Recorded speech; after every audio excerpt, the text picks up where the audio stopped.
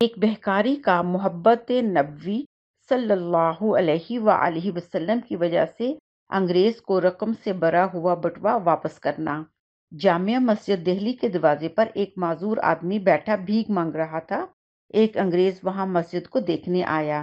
ہم نے بھی دیکھا ہے کہ جامع مسجد کو انگریز دیکھنے کے لیے آتے جاتے ہیں، اور وہ انگریز بہت بڑا عہدہ رکھتا تھا۔ جب وہ اس فقیر کے پاس گزرا تو اس نے سلوٹ مارا تاکہ کچھ دے دے۔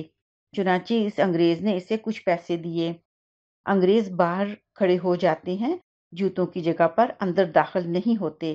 مسجد کے نقش و نگار اور عظمت ایسی ہوتی ہے کہ اللہ کے گھر کے سامنے ہی انہیں سکون مل جاتا ہے۔ وہ انگریز مسجد کو دیکھ کر چلا گیا۔ گھر جا کر اسے معلوم ہوا کہ جس بٹوے سے پیسے نکالے تھے وہ بٹوا جیب میں نہیں۔ پیسے بھی کافی تھے اور پتہ بھی نہیں کہ کہاں گرے۔ خیر، بات آئی گئی ہو گئی۔ ایک دفعہ پھر اسے چھٹی ہوئی۔ اس کی بیوی نے کہا کہ تم مسجد دیکھ کر آئے ہو، مجھے بھی دکھاؤ۔ چنانچہ چھٹی والے دن وہ اپنی بیوی کو لے کر مسجد دیکھنے کے لیے گیا۔ جب وہ انگریز اس معذور فقیر کے پاس گزرنے لگا تو فقیر فوراً کھڑا ہو گیا اور اس سے کہا کہ آپ پچھلی دفعہ آئے تھے، مجھے پیسے دیے تھے، اس کے بعد آپ بٹوا جیب میں ڈالنے لگے۔ تھوڑی دیر آگے جا کر بٹوا گر گیا اور میں نے اٹھا لیا۔ یہ بٹوا میرے پاس آپ کی امانت ہے، یہ میں آپ کے حوالے کرتا ہوں۔ انگریز نے بٹوے کو کھول کر دیکھا تو پیسے بالکل پورے تھے۔ حیران ہو کر وہ سوچنے لگا، بٹوا تو دے دیتا مگر اس کے اندر سے کچھ رقم نکال سکتا تھا، مجھے امید تو یہی تھی۔ یہ کیا ہوا، سارے کے سارے پیسے واپس کر دیے۔ اس نے فقیر سے پوچھا کہ آخر بات کیا ہے، تم نے کچھ پیسے اپنے پاس نہیں رکھے؟ وہ معذور فقیر کہنے لگا، بات یہ ہے کہ قیامت کے دن ہر آدمی اپنے نبی کے پیچھے ہوگا، لوگ جماعتوں کی صورت میں انبیاء اکرام کے ساتھ چل رہے ہوں گے۔ جب میں نے بٹوا اٹھایا تو میرا جی تو چاہتا تھا کہ میں اس میں سے کچھ لے لوں، مگر پھر مجھے خیال آیا ہر کام اللہ کے سامنے پیش ہونا ہے۔ اگر میں یہ پیسے رکھ لوں گا اور کل قیامت کے دن حضور اکرم صلی اللہ علیہ وآلہ وسلم کے پیچھے کھڑا ہوں گا اور آپ حضرت عیسیٰ علیہ السلام کے پیچھے کھڑے ہوں گے، اس وقت ایسا نہ ہو کہ آپ کے نبی میرے نبی صلی اللہ علیہ وآلہ وسلم سے گلہ کریں کہ آپ صلی اللہ علیہ وآلہ وسلم کے امتی نے میرے امتی کے پیسے لے لیے تھے۔ یہ سوچ کر میں نے اس میں کوئی خیانت نہیں کی اور آپ کے پیسے میں نے آپ کو واپس لوٹا دیے۔ شکراً۔ سوال: پیسے کی اوقات کیا ہے؟ آئیے سمجھتے ہیں۔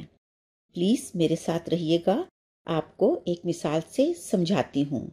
محفل میں جب آپ سے کوئی سوال کرتا ہے، آپ کو اپنے والدین سے محبت ہے، فوراً آپ جواب دیتے ہیں، جی ہاں، ہمیں اپنے والدین سے بے حد محبت ہے۔ پھر آپ سے کوئی محفل ہی میں سوال کرتا ہے، آپ کو پیسہ چاہیے؟ آپ کو کتنا پیسہ چاہیے؟ کیوں چاہیے؟ تو سب خاموش رہتے ہیں، کیونکہ آپ کو جواب دیتے ہوئے تھوڑی شرمندگی محسوس ہوتی ہے۔ دیکھیں، آپ کو پیسے کی اوقات کا پتہ چل گیا۔ پیسے کی اوقات کچھ بھی نہیں، کیونکہ آپ نے فوراً جواب ہی نہیں دیا۔ شکراً۔ وسوسہ سے معلوم کرنا۔ ایک بزرگ فرماتے ہیں کہ میرے والد نے مجھے یہ بات بتائی کہ حجاج بن یوسف کے پاس ایک شخص کو لایا گیا جس پر جادوگری کا الزام تھا۔ حجاج نے کہا، کیا تم جادوگر ہو؟ اس نے کہا، نہیں۔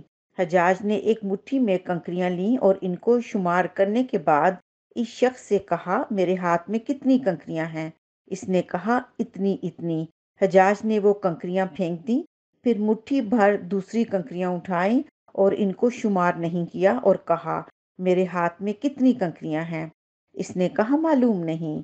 حجاج نے کہا، تمہیں پہلی مرتبہ کیسے معلوم ہوا اور دوسری مرتبہ نہیں؟ اس نے کہا، پہلی مرتبہ آپ کو معلوم ہوا تو آپ کے وسواس یعنی وسوسہ ڈالنے والے شیطان کو بھی معلوم ہو گیا اور آپ کے وسواس نے میرے وسواس کو بتا دیا۔ دوسری مرتبہ آپ کو معلوم نہیں تھا تو آپ کے وسواس کو بھی معلوم نہیں تھا، اس لیے آپ کے وسواس نے میرے وسواس کو نہیں بتایا تو مجھے بھی معلوم نہ ہو سکا۔ شکراً۔